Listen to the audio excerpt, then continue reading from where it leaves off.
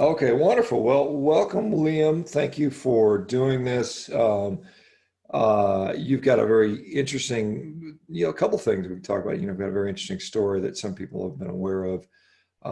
Very sort of dramatic, in fact. Mm. Tell us a little bit about yourself before we get into that stuff. Where you apparently you're from Australia, I hear or understand, or seems to be. Or tell us a little bit about your background, what you do, that type of Yeah, stuff, and then we'll get into some of these topics.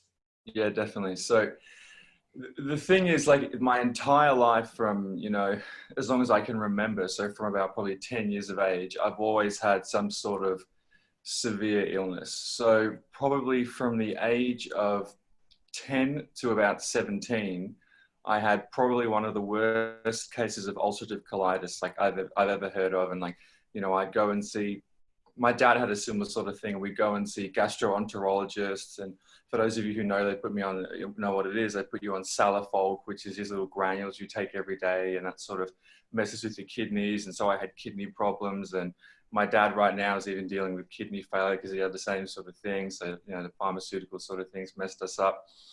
And I remember that I'll lead this into the tinnitus and the story, the main story about, meat and how it kind of saved my life and saved my hands and feet and nose and ears. But I remember when I was about 17 years old, I saw probably my fourth different gastroenterologist.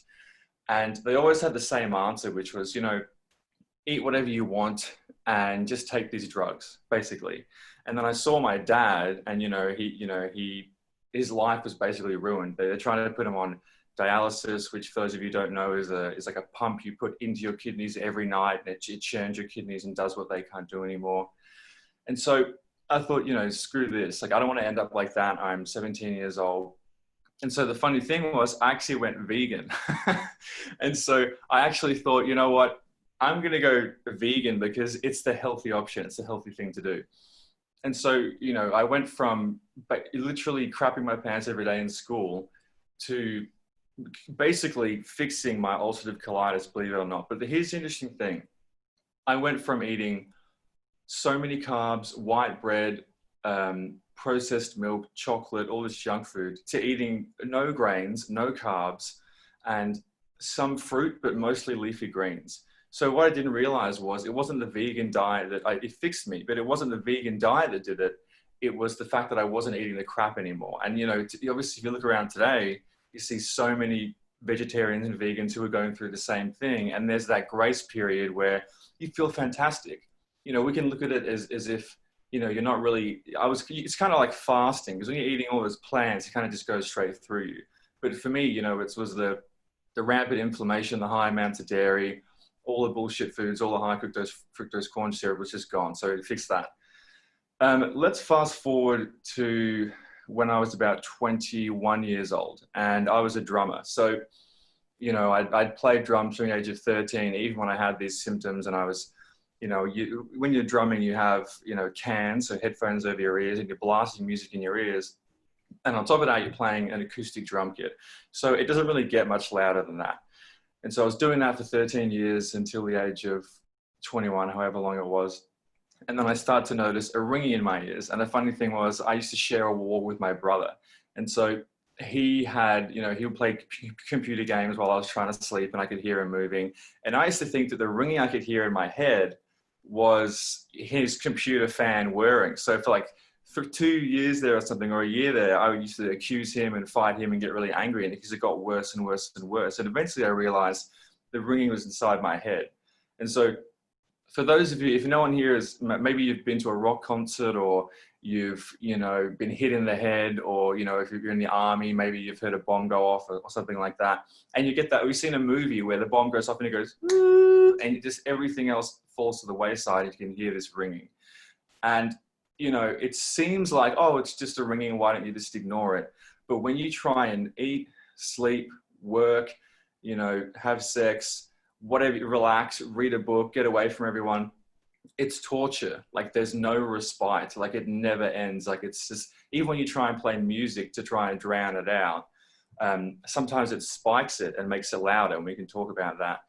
So I went to the ENT, which is an ear, nose, and throat doctor, and many people, let me know if you want to speed this up, but went to an ENT, audiologist, neurologist, psychologist, general practitioner, all these different doctors. And what do they say? They all say the same thing. They say, Liam, you've broken your hair cells. So you've got the eardrum, a tympanic membrane. It goes into the three bones, malleus, incus, and stapes, goes into the cochlea, which is where the organ of Corti is, and you've got the stereocilia, the hair cells in groups of two, and these cannot be repaired. And the loud noises you expose them to from drumming, you broke these hair cells and they can't be fixed, okay? So they can no longer take in noise. So you've got a spectrum of hearing. You've broken it on this side, okay, in the top end, high-end hearing loss, and the brain doesn't like noise. The brain doesn't like gaps in hearing, so it fills it in with either a ringing or a hissing or a popping, crackling, you know, a range of noise. And it's just never ending. And I say, because you can't fix it, okay, it's for life. And so, you know, have fun, basically. We can put you on antidepressants, you know, you can try and habituate, we can sell you this $6,000 earpiece sort of thing. And so that was one of the worst days of my entire life. I was 21 and basically it was getting worse, and they told me, you're going to have to live with this incurable disease that no one could fix ever, and no one's ever fixed it, blah, blah, blah, you know, pay at the front desk sort of thing. So that was depressing. And I remember I just got into my car and basically cried. And then a couple of weeks, I tried to deal with it for 3 years, and it got worse and worse and worse to the point where I couldn't believe that other people a block away couldn't hear it, because it sounded like a bomb was constantly in my head. And then I thought, you know what, I don't know if I can swear or not, but I thought, fuck this. Because, you know, doctors had told me in the past that ulcerative colitis was unfixable, and they tried to medicate me, and it almost ruined my life. It has ruined my dad's life. And I fixed it with nutrition. So you know what? I'm going to go vegan again. I thought, bring out the plants. I'm going to take them. I'm going to make the smoothies, all that sort of stuff. And so I did. And after 3 years of habituation and nothing changing, I actually got improvements. But then after a couple of months of veganism, I plateaued and it got worse. And it went back down. And we can talk about the plant toxins and salicylates and stuff like that. And then I started to bring in more meat, and I got organic meat and stuff like that. And then I started to do things like cold showers and things that I thought would help my hair cells. And then I ended up traveling the world. I went to Chiang Mai, Thailand, which is a vegan hub. And a lot of the vegans that you're currently having a bit of a shitstorm where they go there, and I've seen all them and everything, but I can talk about that, trust me. And then I went to Bucharest, Romania, to do a bit of cold temperature therapy, the cold showers. And then I ended up in Georgia, Belize, which is where I started doing some really crazy things, like twice a month I do like a 5-day, a 4-day long dry fast, which is where you don't eat or drink or have a shower. So it's really extreme stuff. And eventually I actually, through all that stuff and there's some other stuff as well, I silenced my tinnitus completely. And it was completely gone after 3 years of torture. No ringing, no hissing, no cracking, no popping. Some people can clench their jaw or make it worse. I had nothing. So I really thought, that was amazing. At that point, I was eating about 60% meat and 40% vegetables. And then I started telling people, I can fix the hair cells. The doctors are wrong. And then people started saying that's bullshit, and they started trying it themselves with tinnitus. And you can get tinnitus from noise trauma, you can get it from stress, you can get it from medication, you can get it from a neck injury, you can get it from a physical injury, you can get it from a whole bunch of different things. You can even get it from bursting an eardrum or ear infection. And people started to get better. But now, I fast forward to now, and I realized that it's not really a hair cell problem. It's very hard to break a hair cell. It's very hard to break it. What it really is a mitochondrial problem. And when you do things like cold showers and fasting and cut out plants and fix the food and get proper sleep and avoid the blue light, and you get more sunlight, grounding, you're fixing the mitochondria. You're fixing electron chain transfer. They can move quicker across the two membranes of the mitochondria. They can produce more ATP, and the hair cells require a ton of ATP. And when you drain the ATP, basically you put it under a lot of stress from constant loud noise, as well as poor nutrition and blue light and lots of, you're just sitting in a Wi-Fi router or a smart meter in your home, and you're frying the structured water that the mitochondria makes, and it uses sulfur to take in electrons from the sun and power it and all this. We can get into that, but it's just a perfect storm to get tinnitus. So that's tinnitus. So basically at that point, I'd realized that you can basically do whatever you want with nutrition. you know, it's very limited what nutrition can't fix. So now we'll get to the real, you know, meat and potatoes of what we're here for, which is the recent case I had of Staphylococcus. Well, Leon, just kind of expand upon a few things before we get Yeah. into that, because it's a Okay. So when you say that tinnitus is a mitochondrial problem, and honestly, I mean, I'm not an ENT guy, an audiology expert.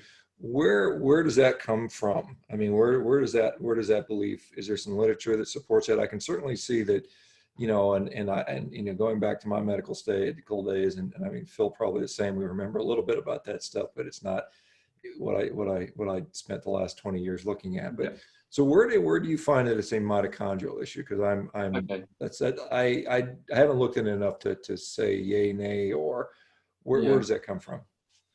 So it basically there are some products at the moment you can get which are red light products for the ears, which is to basically directly affect the mitochondria, and that has helped some people. But to be completely honest, there's no, you know, not really much literature talking about, okay, tinnitus is definitely a mitochondrial problem, but it's just basically coming from the amount of people that I've helped that have gotten it from so many different problems, doing things that directly affect the mitochondria.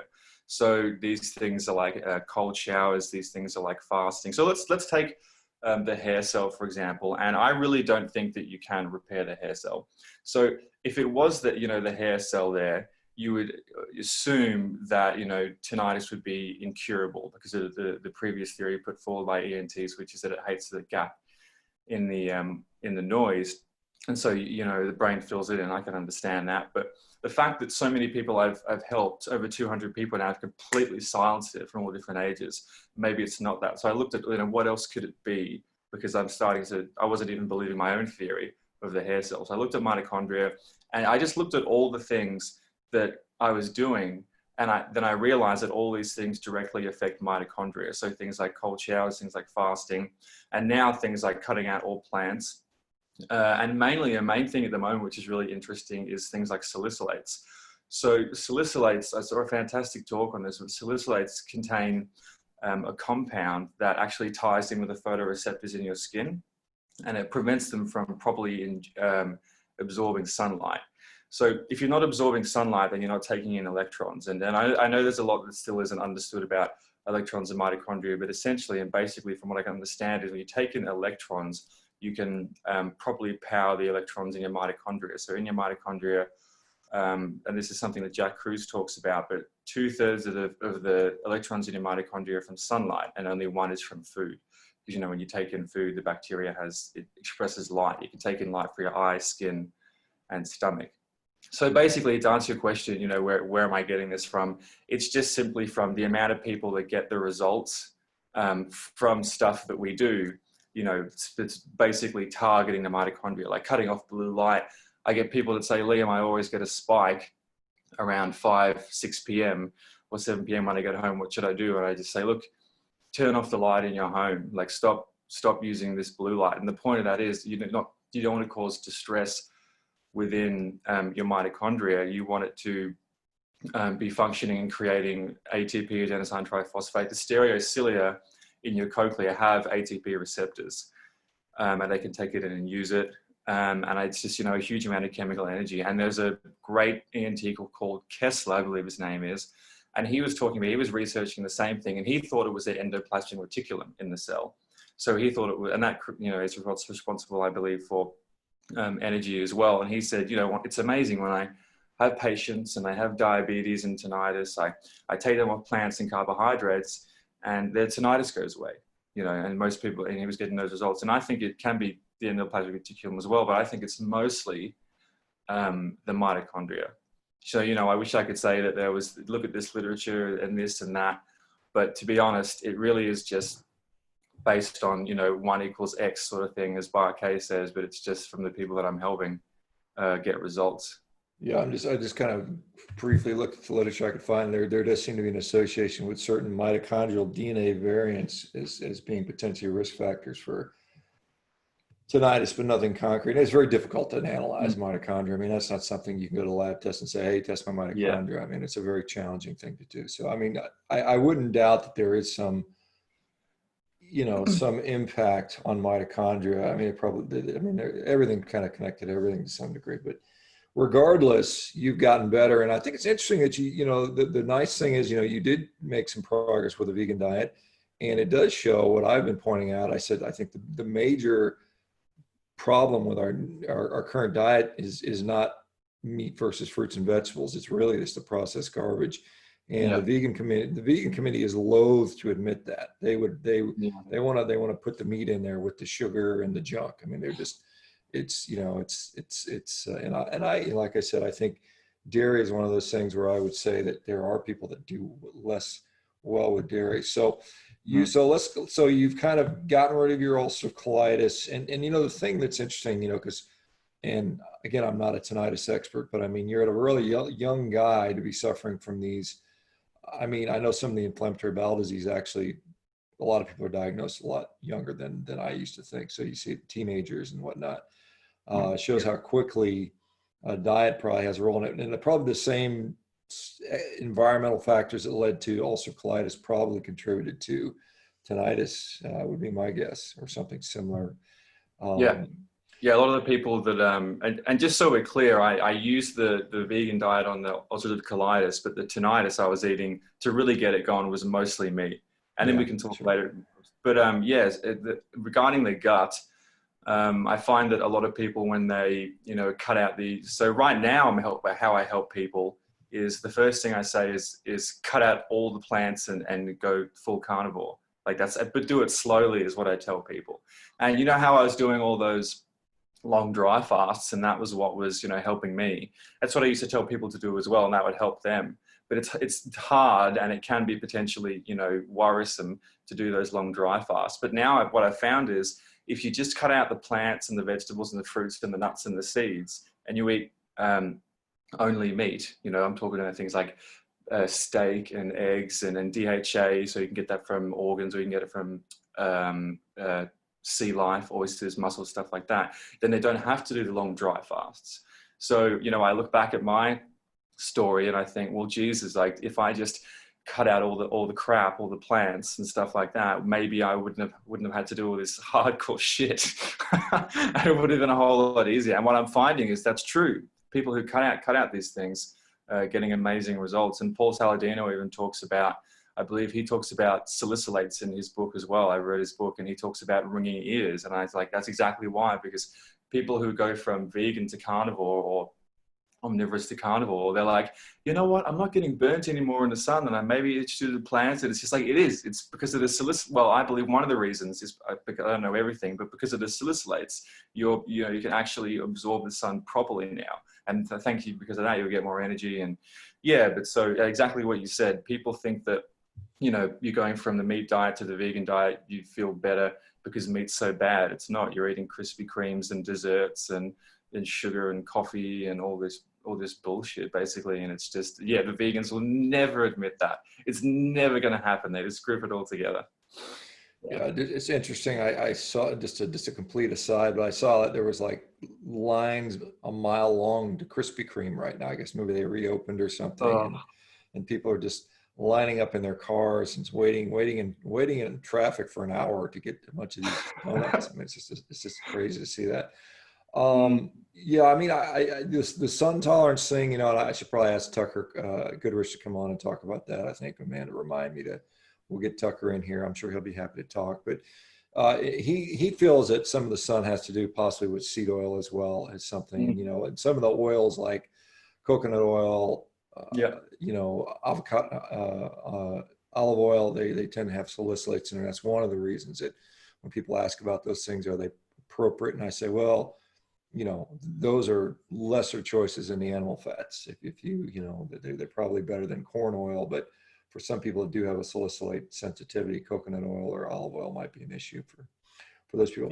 All right, let's get into this episode, this sort of septic necrotic tissue thing. Let's talk about that. How did that happen? Okay, so this was full on. So by this stage, I'd been carnivore for an entire year. So I was eating eggs and steak, not really much chicken, and you know, plenty of seafood and oysters and caviar and stuff like that. So I live in Chiang Mai, Thailand, and I've lived there for about 2 years on and off. And believe it or not, the food is amazing.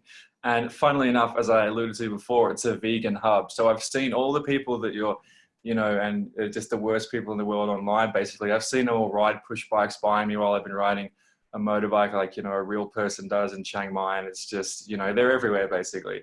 And so, you know, there's a place that I go to and it's attached to a butcher's, and it's sort of like a hot pot.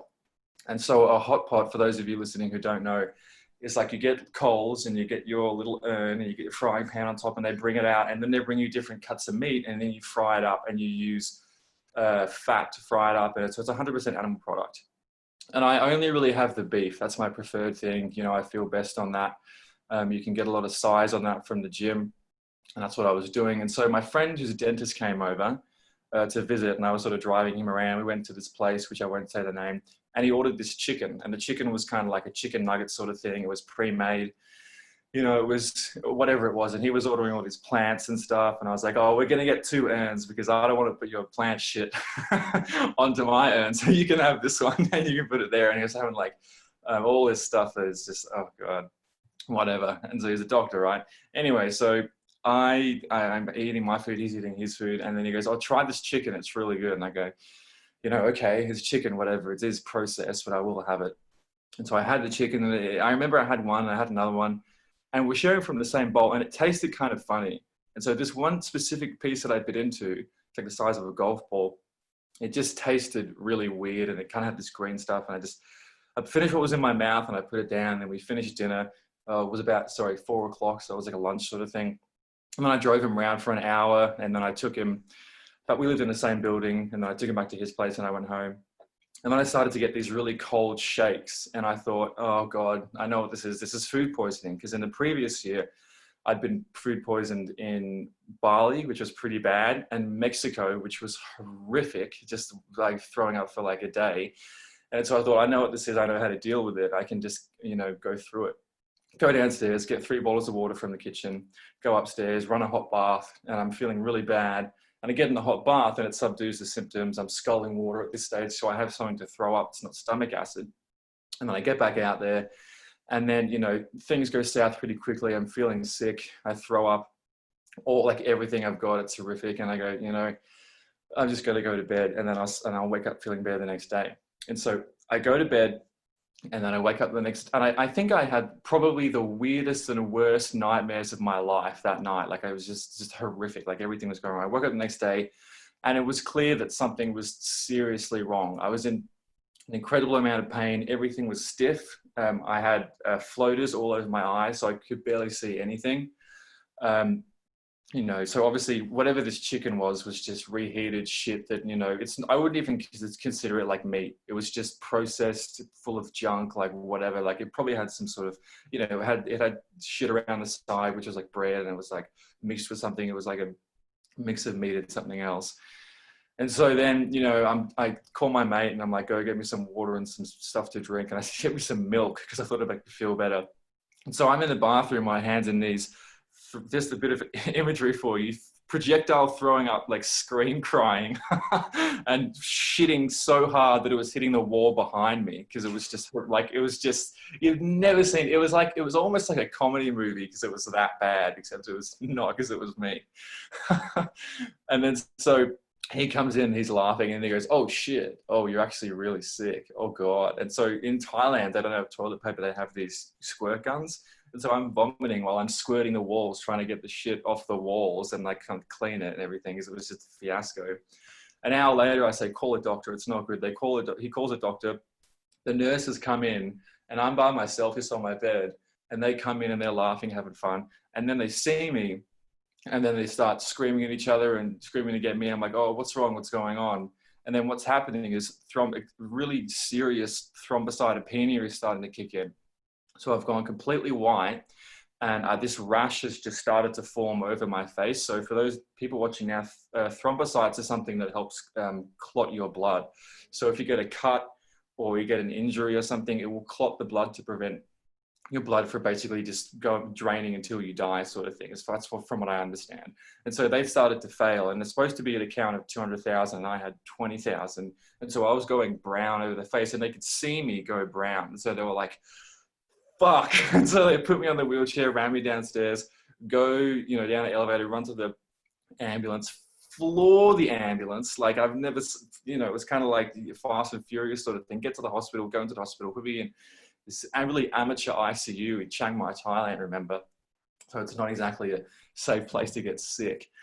And so I get in there and, I'm the worst patient by far. You're just in this big room basically, and you're sharing it with everyone else. And I look over there and there's a guy with a motorbike injury, and there's a kid who's probably broken his arm, and everyone's in pain. And then my doctor friend is there, he comes too. And then basically the pain starts to kick in, and there's pain in my stomach, and it goes from 1 to 10 in like a minute. And so I'm just rolling around screaming, in lots of pain, and thrombocytopenia is getting worse. And so, my friend grabs a doctor, pulls him over, and is like, fix my friend, give him something. So they rinse me with antibiotics, and also this nurse comes over and goes, okay, I'm going to give you fentanyl now.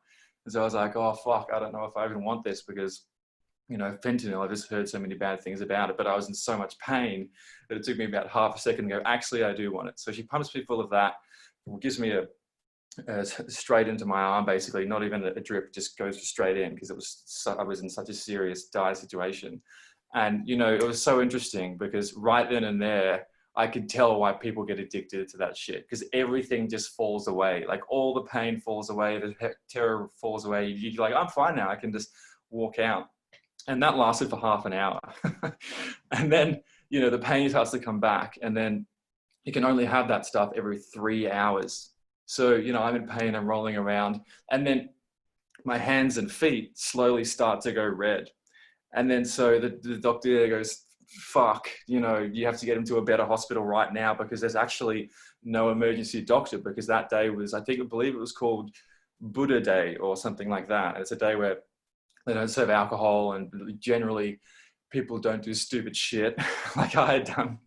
And they stay home and spend time with their families, so there wasn't many people on. So I went to a proper hospital, which was Bangkok Hospital, which was actually I was in Chiang Mai, but it was called Bangkok Hospital.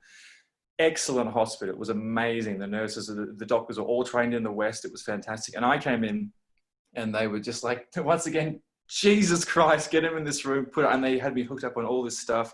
They monitored me and they were like, your oxygen is incredibly low. It was like 90 or something, or even lower. Your blood pressure is low. Your heart rate is incredibly low, and you look like shit. So they put me on all these things. And then the pain in my hands and feet started to get unbearable. And I'm talking, I want you to imagine the worst pain you've ever experienced. So like you put your hands and feet on frying pans and just hold it there. And I was screaming at the nurses, like, fucking get me painkillers, get me this, I don't know. And I started to hallucinate from the pain. So I started to think that, the nurses were all against me, and I thought I had to escape back to my bathtub. I thought that, like, I was basically going insane from the pain. It was just, I was going delirious. And so I was struggling with the doctors, and they came in and tried to tell me, you just have to relax, it's all going to be fine.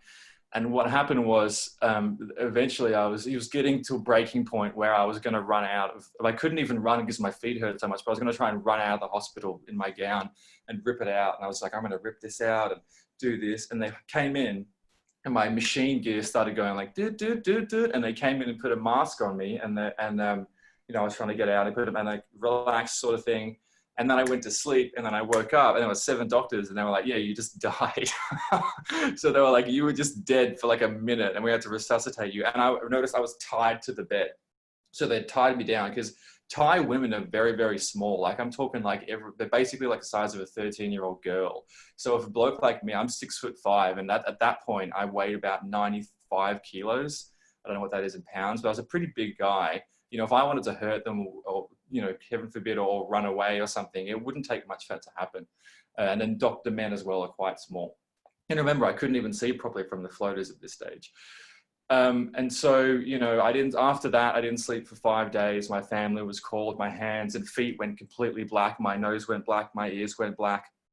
I was in a delirious amount of pain. They had me on morphine. They had me on endone tablets. I couldn't swallow anything. So they tried to put a food tube in my nose. And when they did that, my stomach failed. You know, I was vomiting, I was shitting myself. I couldn't move. I had joint problems where my arm is still, actually it's pretty good now, to be honest. But basically, they were like, okay, Liam, so what we're going to do is, you know, we're going to cut off your hands and feet, which they didn't. But they're like, we're going to cut off your hands and feet because otherwise gangrene will set in and you're going to die. And then after that thing, I kind of passed out from the 5 days of, well, I did sleep a little bit in those 5 days, so I passed out. And I said to my family, which at that point was my brother, my dad, my mother, and my doctor friend, and they said, what do you want to do? Do you want to cut off his hands and feet and then he can survive and live life like that? Or do you want to just let him try to ride it out? And my mum said, oh, just, I want him to live, cut him off sort of thing, you know, because your mother. And everyone else is like, no way. Like, if he's going to die, he's going to die, you know, and he had a good life. I was 27, I still am. Or you know, that's what they said, you know, if he's going to die, he's going to die, or let him ride it out and heal. And then what happened after that was they moved me up to the ward upstairs and I started to slowly eat food. And the only food I ate was meat. And so they would bring me in dishes and it would be like egg and rice and you know, some pasta and some green stuff. And I would just basically only eat the egg. And then when I could eat more, I would eat like 2 eggs a day because otherwise I would throw it up and I would just shit my pants. I couldn't get out of bed. I was the worst patient they'd said they'd seen in like 5 years. It was just out of control. And so I started eating eggs and then I started to be able to sit up. And then within about a week, I was sitting up at the bed and eating steak, and the doctors would come in and go, what the fuck is going on here? And so I still had black hands and feet, remember? So I was still like, had my feet up and I couldn't really put my feet down, but I was crossing, I was eating food. And then about a week later after that, so this was about 3 weeks in, right before I left to go back to Melbourne, to get flown to Melbourne, I was way better. So I was only eating meat and they just said to me like, this is ridiculous. Like, you know, you had myocarditis, you had renal failure. I didn't mention that, but I had myocarditis, which is, you know, of the heart muscle just turned off basically. And I had a line down to my heart ready to pump epinephrine straight away if I had like another heart failure. I had renal failure, which completely reversed in about 10 days, and the kidney failure. And they were like, okay, well, this is pretty insane. I was still on all the antibiotics and I was still on all the drugs and I had eye drips in my eyes and stuff like that. I'm sure that you know, antibiotics have a time and place. They were helping too, for sure. And then so I after 3 weeks, I was looking amazingly well. The doctors were like, this is just stupid. Like you should be so sick. You should be dead. And then my hands were still black. Okay. So I want you to imagine like I've got photos, but like all black. And so they had full necrosis. So what had happened was, and I'll just backpedal, when I died, you know, what had happened was my organs were starting to fail. So the blood was being drawn away from my extremities, as you probably know, in order to save my organs. You know, it was like, screw the hand, save the organs. And they also gave me noradrenaline, norepinephrine, which does the same thing. You know, it constricts the blood flow. And so you get it to the organs, but you have to sacrifice the hands and feet.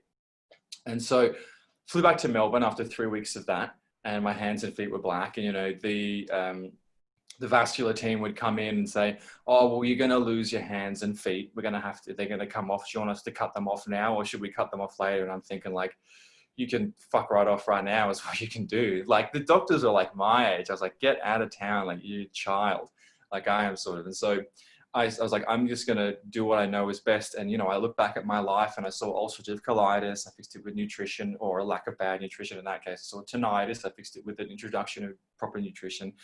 And so what I did was my mum would visit me every day, and every day she would bring me 2 steaks and liver, and I would eat them. And I would eat these 2 steaks and liver, and I would get it sometimes to bring me in proper bottled water as well. So it wasn't just bullshit water.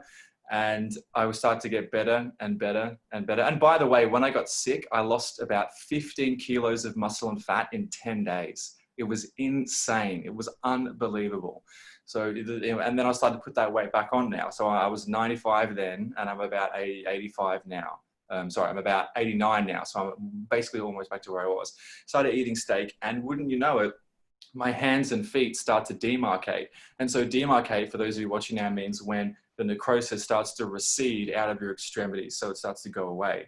And so my hands are 100%, okay? I was supposed to lose both my feet but I just ended up losing the tips of the toes. So I can still walk fine. Everything is still functioning completely properly. And the doctors wanted to cut my hands and feet off, but because and they were like, basically, as I was getting better in hospital and I came back for subsequent visits, they were like, what are you doing? They were like, this is ridiculous. Like, even the doctors would say, like, mate, between me and you, this is fucked. Like, how are you getting better? This is insane.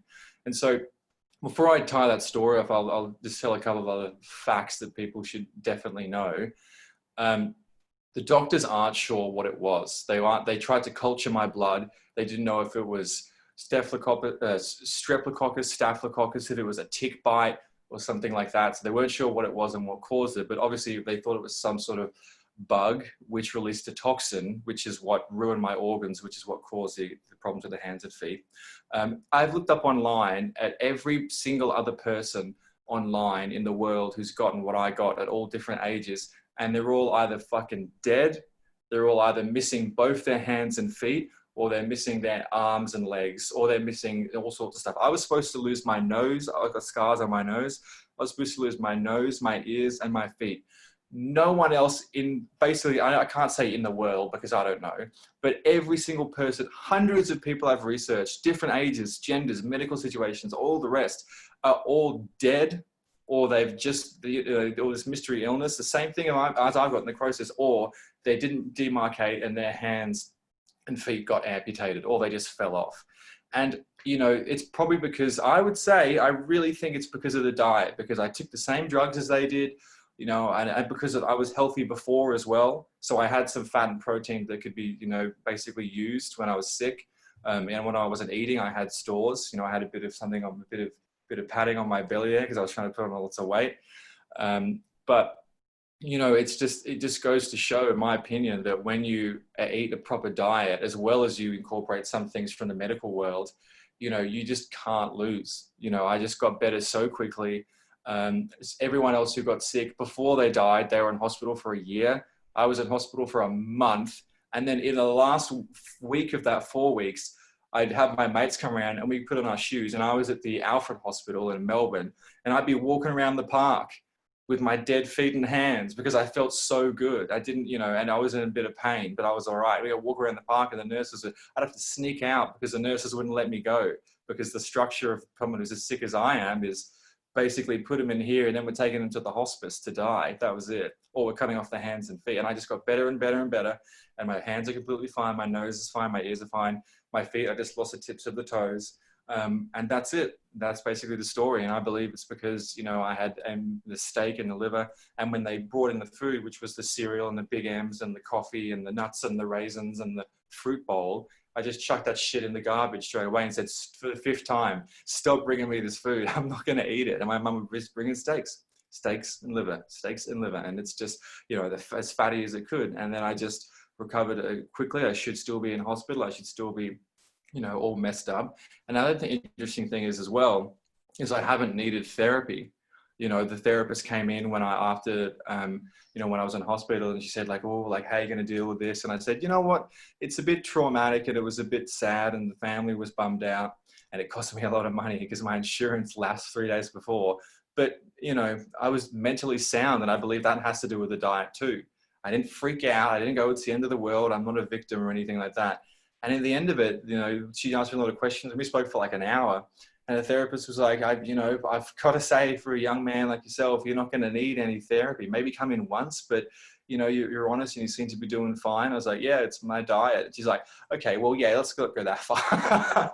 And when I tell the doctors, they're like, why do you get better so quickly? How did this happen? I don't believe it. I'm like, oh, it's my diet. And they're like, it's almost as if I said, oh, it's these essential oils, or it's, if I would have said it's my vegan diet, they would have been like, oh, that's great. Tell me more about it. But no, because it's like, I'm eating only meat. They're just like, oh, fat, you got to have a balanced diet. Everyone knows that. And it's like they just put these blinders on, as soon as they hear you're eating only meat. And the people I help at the moment with tinnitus, I had a guy the other day just text me and say his vertigo is gone. So when I say tinnitus, I mean tinnitus, hyperacusis, vertigo, Meniere's disease, pulsatile tinnitus, all different, like heartbeat in the ear and that stuff. It so quickly vanishes when you just cut out the bullshit from your diet. And this guy had these chronic toenails infections, vertigo and tinnitus and all these problems. And his family was like, you shouldn't be going carnivore. Look at this idiot online, Liam. He's so young. He doesn't know what he's talking about. I'm not a doctor. I'm not medically trained. And as you said before about the mitochondria, I don't have any real literature to back it up. But what I do have is the incredible results that doctors can't get because they don't listen when you start telling them that this stuff is working. And as you said before, like, you know, somebody goes on a vegan diet, it helps for a little bit, whatever, do the fucking thing. But then you're going to have to change eventually to eat meat. But, you know, it's like people just don't want to listen when, you know, you say something outside of what the doctor recommends. And Hey, Liam, I was just wondering, you said, is it possible to access the photos on your computer and share the screen with us? Do you have that yeah, capability? absolutely. Just hit share screen on the bottom so we can kind of see what you're talking about. Because sometimes people don't understand when they hear necrotic, you know, things and see where you're at now. Because I've seen some of the pictures and they're fairly impressive, and I think it would be very Let me just go show you how sick I was. Like, yeah. people Hopefully know. you guys don't mind, you know, in the background. Hopefully it doesn't make anybody Let me sort of see. turn someone's stomach, because some people don't like to look at that stuff. Okay, It so doesn't here bother. okay, let me reverse this. How do I? So it says share screen. So Oh, yeah. Oh, it says the host is disabled attendee screen sharing. well, let me see if I can maybe I can do that. Hang on just a second. Let's see, can I do that? Okay, multiple participants can share. Okay, try now. I'll see if that helps. Here we go. There we go. Okay, Oops. so yeah, so you can see Okay. you can see the kind of the purpura, the petechiae type stuff from the thrombocytopenia. Phil may even have more experience with Yeah. this sort of stuff. So that's you. Where how far? This is where is this taken? This is the day after I died in Thailand. This is in Thailand. Okay. Okay. Yeah. So this is, as you can see here, I'm tubed up. Right. This right here, I'm not sure what it's Central called. line. Yeah. Yeah. Yeah, it was going into my heart basically to Mhm. get ready for, like, you know, any. You got And the then NG tube in there, so it's sucking all the stomach contents out. Yep. yeah, and because I guess I just kept. That was the. I think that was they were trying to feed me through this one, and it was just Yeah. they did an ultrasound every time I kept throwing it up, and they noticed that when I took food in, my stomach would just whatever they call it, turn off, like it just would stop working because it was so. Okay. And that makes me think that it was something I ingested. And that food, by the way, that just so you know, that chicken was mixed in with plants. It had plants in it as well. So people might think, oh, that's stupid. You ate meat and you got sick. But first of all, it was treated awfully. It was reheated, obviously, and it was processed food, which no one should be eating. It sounds like it was contaminated. I mean, basically, you said it tasted funny or something. So probably contaminated with some sort of Yeah. bacterial or something content. But Yeah, it yeah. was just horrific. And I'll try and find, let me just open this. So this is basically the sort of, so here I am. Here's some more photos, actually. This is not the best photo ever, but you can see, let's see if I zoom in. Yeah. So you can see down the bottom here, I have the necrosis of the toes and the feet. Mm-hmm. So Yeah. this used to be all black, and you can see here it's peeling. So Right. what literally happened was my hands and feet, the blackness, they said, oh, it's embedded in there. It goes deep. It's unfixable. It just started to peel off. And Right. that's why the doctors were like, what the hell is going on here? Like you can't peel off necrosis. Like, you're breaking the rules, sort of thing. And I was like, well, you know, take out your magnifying glass and get a better look, sort of thing, because that's exactly what's happening. Let me see. I have some more. Let me see. I don't think I have any more photos on here, but that's the basic thing. I've got Darren Schmidt did a video. I'll see if I can. Let me just grab that so we can see. Yeah, Darren Schmidt did a video on my. You've had him on your podcast, you know, Darren Schmidt. Yeah. Yeah. Of course. Yeah. I've met Darren before. Yeah, he's great. So he's got all the photos. Here we go. So let me see. There's the same photo of me dying. There are my toes. So I ended up losing the tips of these, but the entire feet. Okay, he's got more photos there. All my feet were black. Here we go. So this is great. So here you can see the necrosis. So this is when I was getting better. So I'll play this in a second, but this is the necrosis. And you can even see around here how it's starting to demarcate. That was all the way down to the base of my feet. So I'll play this and use a bit of audio. You can even hear from me talking about it. Yeah. So there's my feet, all nice and black, necrosis, but they're healing. Mm-hmm. And the doctor said, bottom of my foot, the doctor said, you're going to lose all of this. You're going to cut it off as in like the whole of the foot. And you're going to have to lose all of this. It all used to be black, see, but it's now just it's gone. your skin. All is going to have to go. Yeah. But guess what? That's not going to happen because it's peeling off. And it looks like you can see your fingertips are a little bit black there in that video as well. It's what, sorry? I was going to say, you can see a couple of the fingertips. You've got a little black under the nail and tip your finger. Yeah. So you can see, and maybe you can see here. Yeah, I should have got photos prepared. Sorry, maybe I can add it somewhere. No, that's okay. I can add it under the video in the thing. But yeah, so that's that was basically it getting better, and my hands and feet were black. And let me put my screen back onto me if that's. Yeah, no, that's fine. Yeah, just give people an idea what necrosis looks like for those that. I mean, I'm more than intimately familiar with it. See my I'm sure Phil has seen his too. I mean, you see these people with, poor vascularity, and they just, and often, you do get some with black looking feet and toes, and you often cut them off. And, So, I remember. So, I mean, just in, are you back in Thailand again now, or are you back or still in Australia? I'm still in Melbourne, Australia now. Okay. Over here now. Yeah, I want to go back. The thing is, I'd still go back and I'd still eat at the same restaurant, but I'm not getting the chicken. I'm just wondering the allure of going to Thailand. Is it economical? Is it just the environment? So the thing with Thailand is, and especially in Chiang Mai, which is in the north, which is where the hills are and all that sort of stuff. First of all, I was spending about $1,000 a month Australian, so that would be about $750 US, something like that, a month, and I was living in like a penthouse. So it was like, an amazing apartment with a view of the mountains, and it had a gym and a saltwater, like one of the saltwater pool, and like amazing bed and whatever.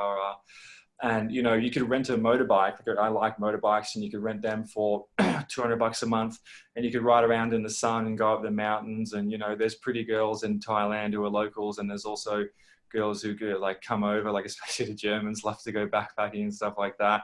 There's cool places to go. There's pool tables. There's things to do, and the online business scene. So I run I help people with tinnitus, and that's my whole online business. And so I might go between Bali and Thailand and Chiang Mai, and one of the main things is actually the meat. So you can get pretty good quality grass-fed, grass-finished beef. Just in a supermarket. There's a lot of Australian meat in the supermarket, which is cheaper than it would have been over in Australia. Go figure. I don't know why. I guess because of the economic situation of Thailand. The hot pot is always good. I hope no one thinks that this is going to happen to them, because this like never happens basically. And I was just unlucky, and they still don't know what it was. And just the weather. Just the weather is amazing. So you wake up in the morning and it's just blistering sun.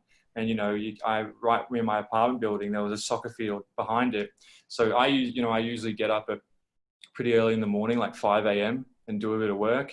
And then I go out and just walk barefoot on the grass. I can still do that in the sun. And I might go there and play soccer or something like that with somebody. And there's a gym there, the Go Gym in Chiang Mai. If anyone knows here, it's in Chiang Mai. Go Gym is amazing. It's just an incredible place to be. Like everything, in my opinion, everything that's good about Melbourne, Australia, is better in Chiang Mai. The cost, the light, the buildings, the people, the internet's fast. The locals are lovely. You can you don't have to worry about the law too much. If you do something silly, you can just bribe a cop. It doesn't make a difference really to them as long as you pay, but the funny thing is, and I wanted to say this actually, Chiang Mai, is, as I said before, is a vegan hub. So there's a lot of vegans that go there every year for a vegan festival. And I'm talking like the people, you just be walking down the street, and on the other side of the road is like, I won't say their names, but the top vegan people in the world basically are just there. What if you want top people in the world sort of thing. And I remember I was sitting down at a table, this is so bad, but I was sitting down in the table in the basement of Maya Mall. And there was a certain vegan influencer there And he was a certain dude who was completely bald, and he's very famous. He's not bald anymore, but he was talking about the amount of steroids that he takes. And he was just talking about it open, and, you know, he was talking about it openly to everyone. He was like, yeah, I take this amount of steroids and this amount of stuff. And this is a guy that everybody looks up to, and everybody thinks is such a cool guy. And, you know, he's 100% vegan, and he's legit.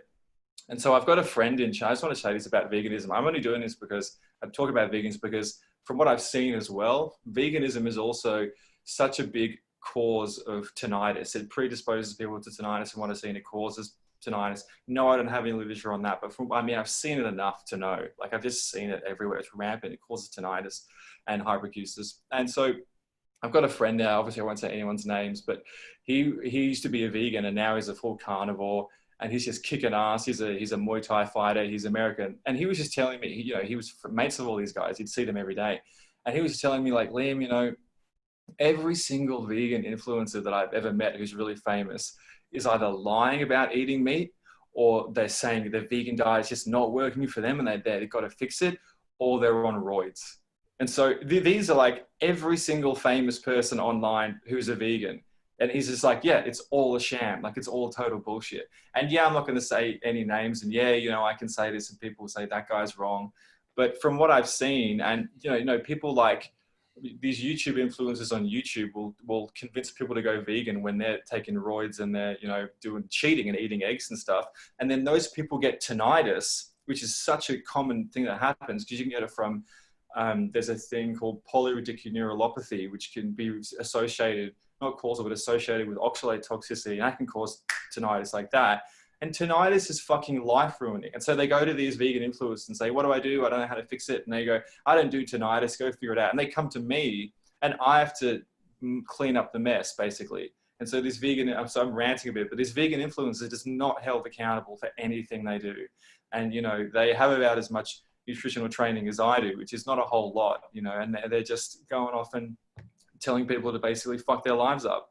And it's just, apologies for my French, but yeah, I wanted to say that because it's so clear to me that eventually I can't wait for everybody's why I'm not vegan anymore video. It's going to happen. And, you know, saying this now, we might not be able to, well, I might not be able to change anything in the minds of these people. And you know who you are if you're watching this, you're sick.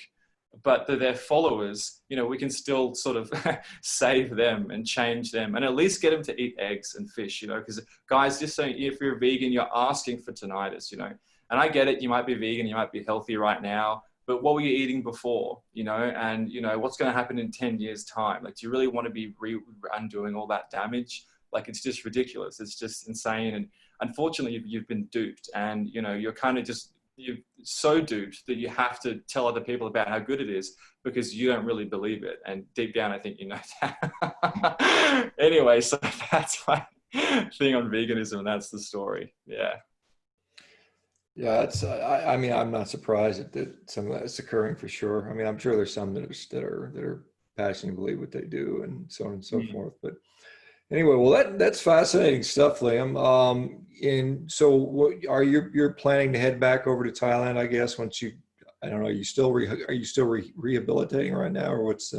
I'm basically 100% now. So I'm walking around. I'm going to the gym. I'm using weights at home. Sorry, 100%. But of course, there's the travel ban now. So I've got to wait. I can't go to Thailand. But as soon as it lifts, I'm back. I'll be back to Thailand.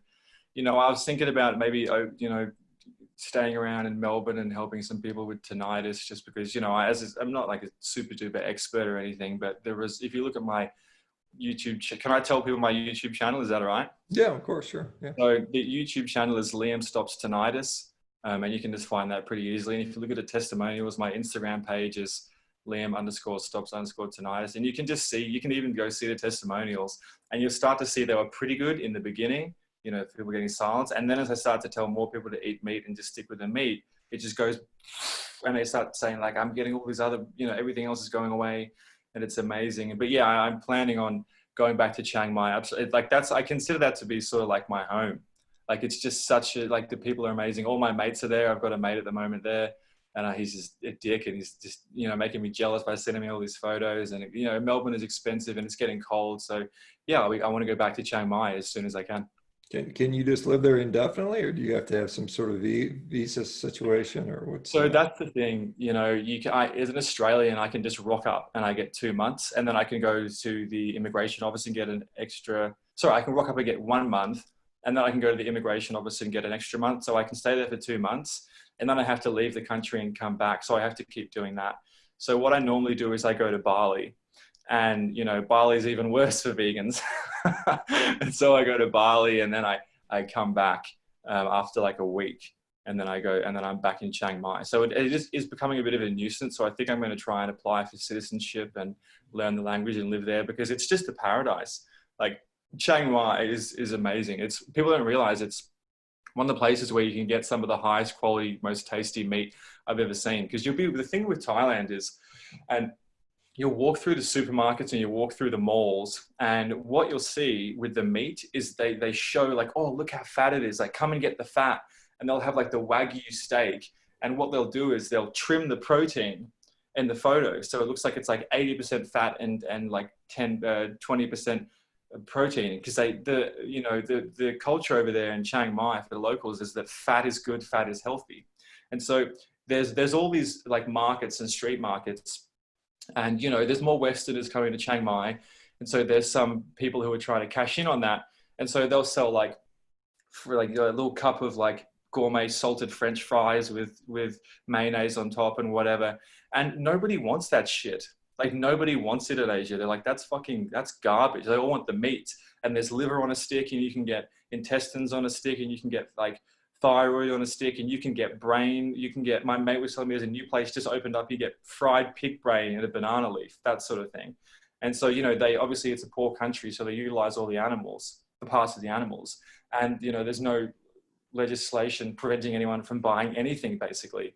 Like, you know, I used to go into this mall and go into a market, and pull out a pig's brain, and then, you know, I'd buy frozen pig's brain, and I'd you know, thaw it, and then I'd boil it, or I'd cook it up, or sometimes I'd try it raw, but that was years ago, and I don't do that anymore. And I just eat the pig's brain. You can get anything you want. Like, it's amazing. So, and, you know, riding a bike, no license, the cops pull you over, just give them $20. You know, that no one cares. It's just like, it hasn't been totally ruined by PC culture. Not yet anyway. Like, you know, you can do whatever you want. You can, if you want to, you can drink and drive and find the police. But that, you know, I've seen people do it, and, you know, there's money talks over there. You know, you can do whatever you want. But that's what, anyway, ranting, but that's what, and the meat in the sun. I mean, well, I don't really want anything else. I want a steak, and I want to eat it in the sun. And if I have that, I'm happy. Well, very good for you, man. All right. Well, thank you, Liam, for this. This has been a fascinating story. I wish you continued wellness. I hope you continue to help people with tinnitus. I know that can be very, very frustrating for a lot of people. I fortunately never had that, but I know people have had it, so they can drive them just absolutely crazy. So good for you for making a difference for people, and good for you for doing that. Dude, thanks so much for having me on. This is awesome. Sure. I mean, Sure, I've been following you for ages, and yeah, this is quite cool. This is like, I'm starstruck. So thanks, man. Very cool. Well, don't be. I'm just a regular dude, but anyway. Yeah. Thanks everybody for tuning in. This will go up on our YouTube channel here probably in a little while, and hopefully more people will get your story and get more information out there. All right, guys. I'm going to end this. Thanks, everybody. Get back to your weekend. Enjoy the rest of Memorial Day for you guys that are in the U.S. And I think I've just got the regular 9 a.m. tomorrow morning if you guys want to do that. So anyway, we'll see you guys later. Bye-bye.